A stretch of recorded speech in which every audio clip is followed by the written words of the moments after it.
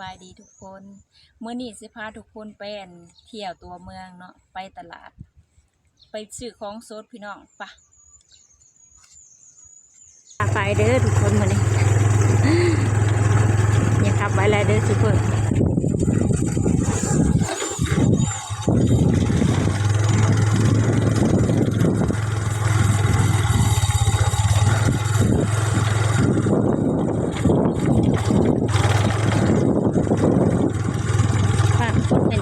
อยู่ทุกคนบางช่วงแต่ว่าเห็ดหน้าหวานเนี่ยสิลายพนาดำกลุ่มนี้ก็จะหวานเพิ่มเลย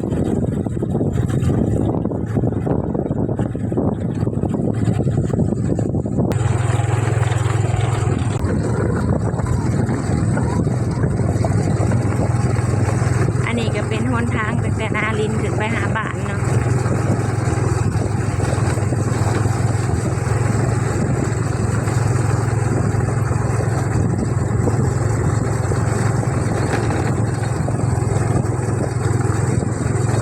ซุปเปอร์ก็พาไปก็สิรอดอยู่บ่เนาะ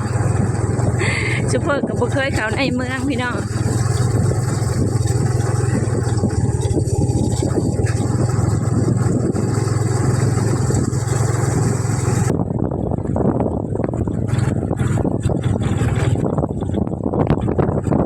หลังบ้านดินพี่น้องคุณเป็นพ่อดูโคตรมาแล้ว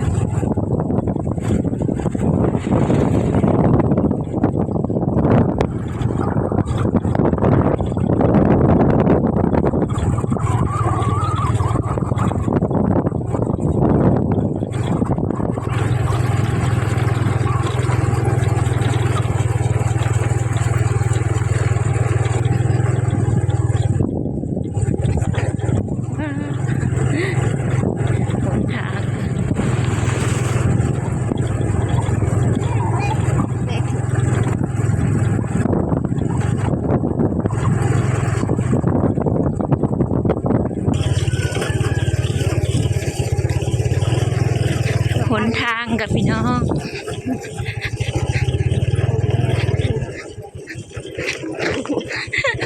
คันละดูฝนแล้วพี่น้องเอ้ย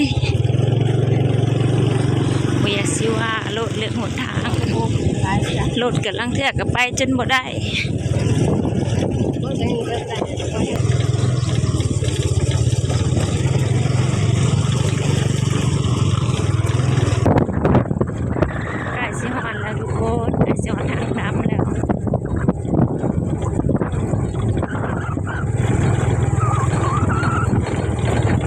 ไอสิหอดตัวเมืองปากซองแล้วจ้า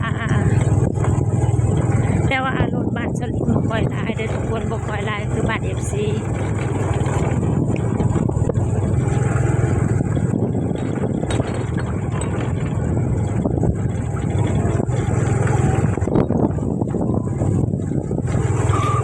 หนทางกับหัวสันหัวคอนพี่น้อง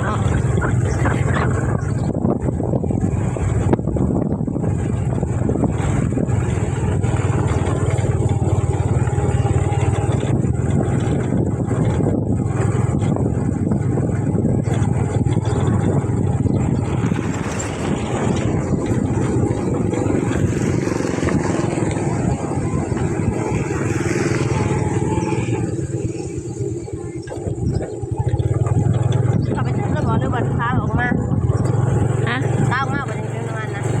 าวมาค่ะครับมาหอดทางดำแล้วคอยเนี่ยซุปเปอร์ต้องเข้าไปกันนะซุปเปอร์กำลังมันเคยเข้ามาตัวเมืองครั้งแรกทุกคน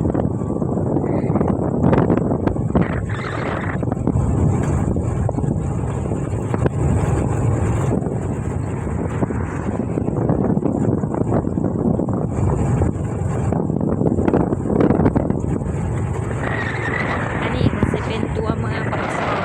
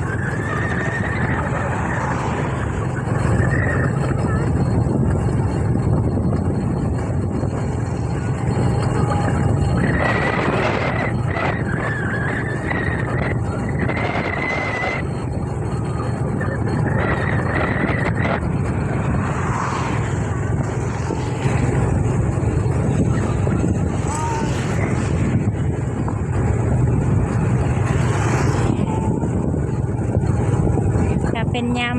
ามแรงแบบว่าบ่แม่นยามฤดูว่าทำหน้านะพี่น้องก็จังหวะรถอะไรกว่านี้อยู่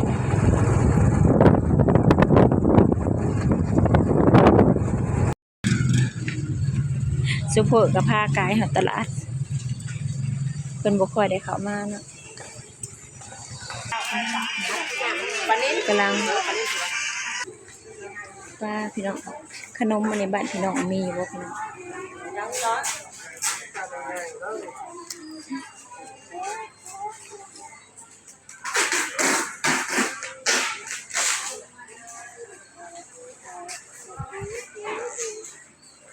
เดี๋ยวเขาจะไปเบิ่งตลาดสดนะตลาดขายเครื่องสดอ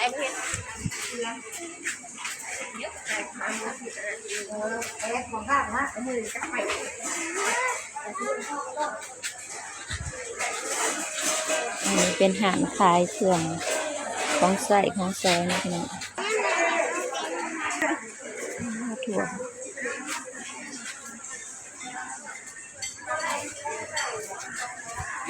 ลินจีกำลังมาหอดโลสหาพัน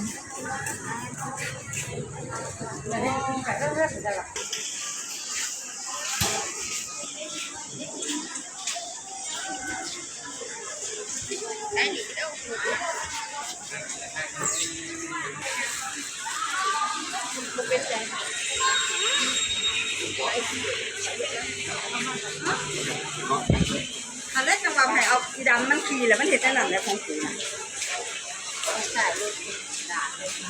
น้องเคยกินอยู่บ่พี่น้องขนมเลยซื้อแน่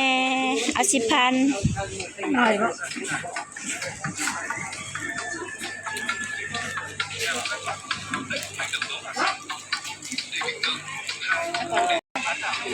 จะใช้น้ำหยังน้ำหวานเนาะน้ำหวาน เอาน้ำหวานเด้อแม่เอ้ย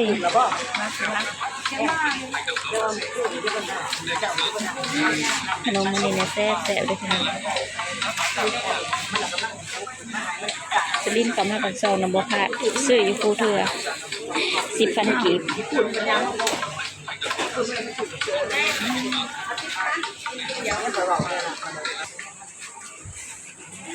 โดนแค่ไหน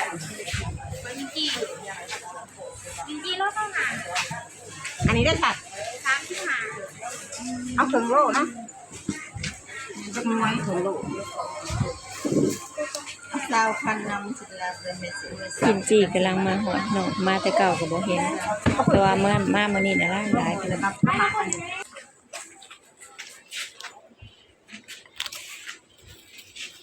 มันมีแป้งถูขาพี่น้องเพื่อใส่แบบนี้เนาะมันจะนุ่มย่างอีกเนี่ยว่าตึง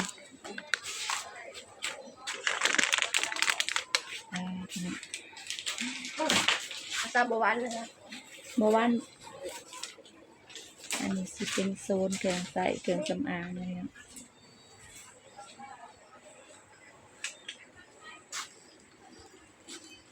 ได้บ้าบอกบ้าให้ค่ะข้างบนมีแต่เค็มเท่าไรบ้า45,0003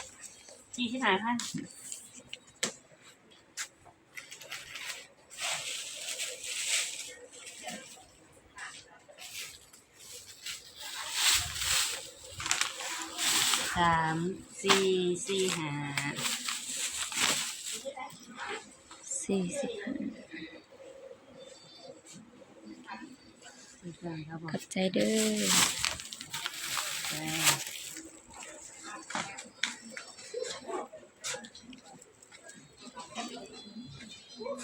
อันนี้จะเป็นคนโซนขายเครื่องสำอางกินหรือเปล่าไม่แซ่บอ่ะหวานจืดชื่อขนมมันเบียด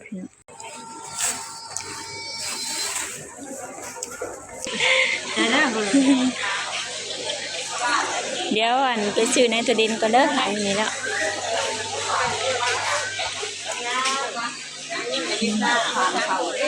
วันมันเป็นหน้ามันโมเกิดอย่างนี้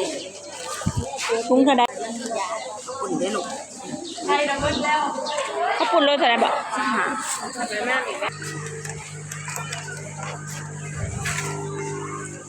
อันนี้เป็นโซนขายของสดเนาะมีแต่ของสด อันนี้ยังอะไรนะ ยัง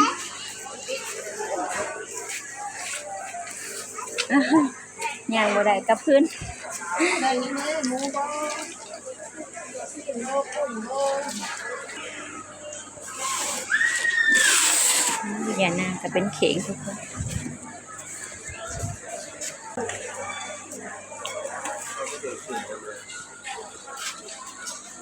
อันนี้สิเป็นถูกสิบหมูยอบ่มีหอยแครง อะไรหรอพันว่า หอยแครงบ่มีบ่ บ่แหวนที่จะกุ้งแล้วก็มีกุ้งได้ว่าบ่ไม่ได้ว่าบ่ โลเท่าไหร่บ่กุ้ง กุ้งเป็นลูกศิษย์ ปลาหมึกนี่เด้ สมมติการศึกษาเป็นแต่อาชีพ หานได้ก็บ่มีเนาะหอยแครง โอ้นี่เน่าจ้าคือกำลังรอบ่นี่ต๊ะไปนะ ไปให้พี่น้องอยู่บ่อนใดก็บ่มีหอยแครงลิ้นว่าอยากเอาไปพันกับข้าวปุ้นพี่น้อง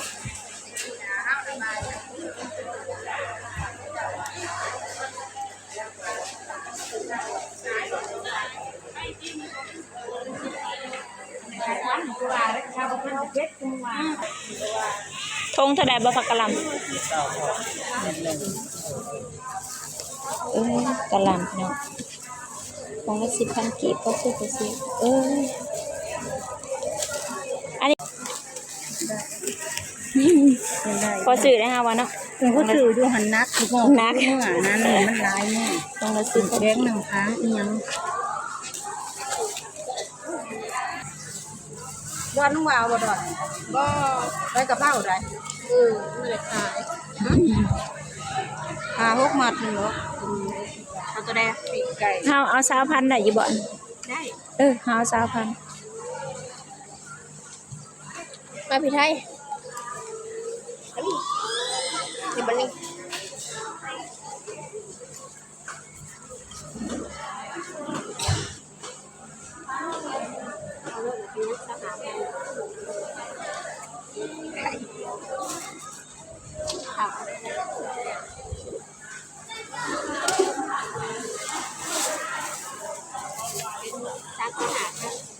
เป็นใครอะไรเป็นกี่ขาบ้าง เอามักเล่นให้เฮาหน่อยเด้อ โอ้ยเราเนี่ย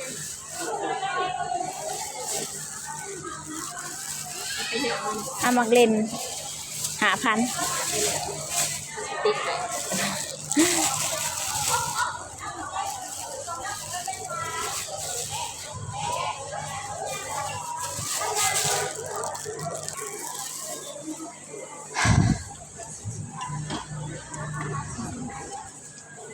ทุกวันต้องเอาไปตอนไหนเท่าไหร่นั่นแหละมีเป็น2 โลเมนชิปอยากเงินลดลงกับ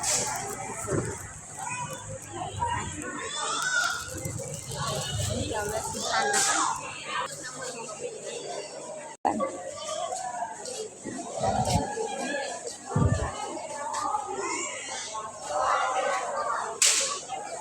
กินบ่น้ำไอ้ตา ต้นแข็ง แก๊สละ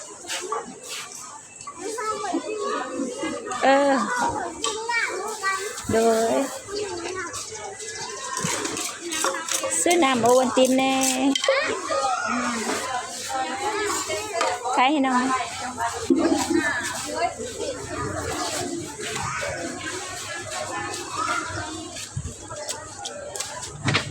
แล้วน้ำเปล่าเลย บ่นี่มาเอาน้ำมานี่ น้ำน่าจะง่วงมาอะไร นี่ขมพี่น้องเคยกินนี่บ่อันขนมขก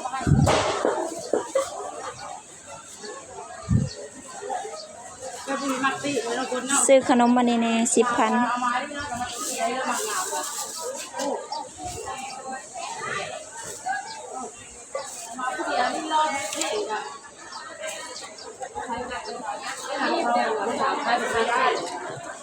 เรียกแล้วก็ขายเบิร์ดมันขาย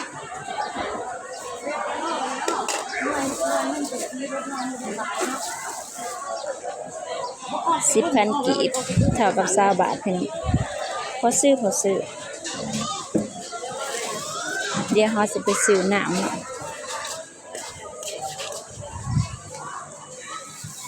ไอ้ออฟเพิ่นมาสั่งน้ำก่อนแล้วเนาะน้ำโอวัลติน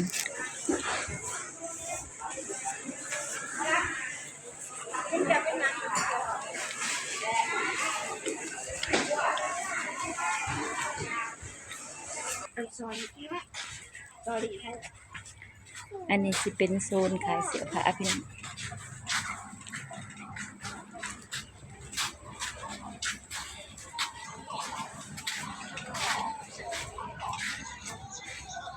สินไหมลาวเสื้อไหมลาว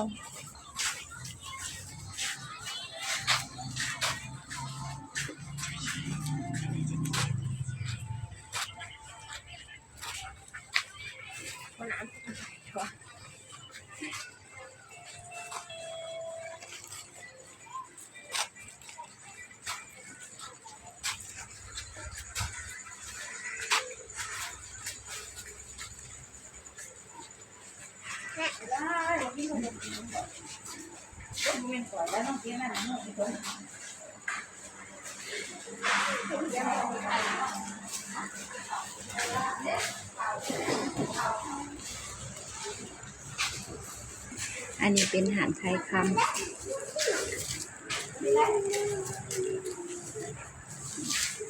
สองอาหารไก่กันอาหารไทยคำลาว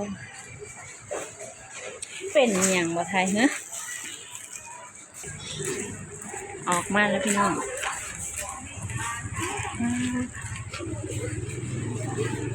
เอาไอ้ออมมาถือเครื่องนะทุกคน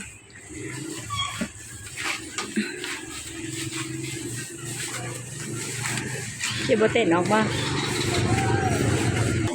นั่นหน่อย40ก็มี30ก็มีสิได้40 บาท40,000 กีบ40,000 กีบ50 บาท50 บาทหน่วยนึง50 บาทนี่ซุปแบบนี้เห็นบ่นี่คักกินแซ่บร้านของบ้านหลังจากรอตลาดแล้วเติมน้ำมันกันซูเปอร์ก็ได้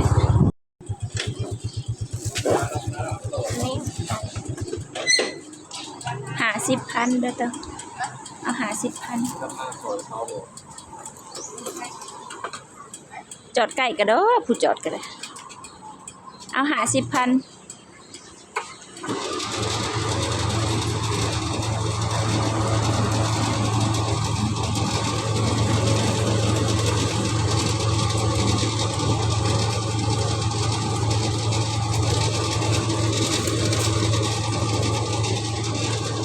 แวะเติมน้ำมันอยู่ปั๊มเนาะ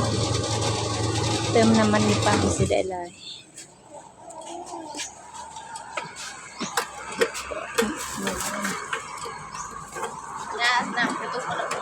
เต็มอยู่ได้หลายปานใดว้าเกือบเต็มถังพี่น้องขี่กลุ่มโดนเติบป่ะเมื่อบาทนี่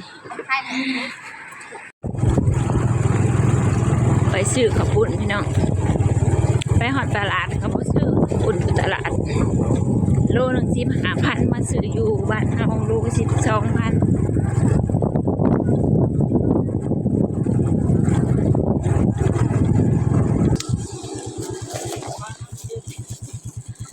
เฉพาะ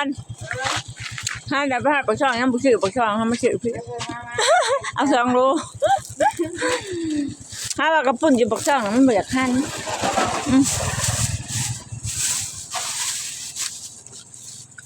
แม่ค้าก็งามๆพี่น้องฮะ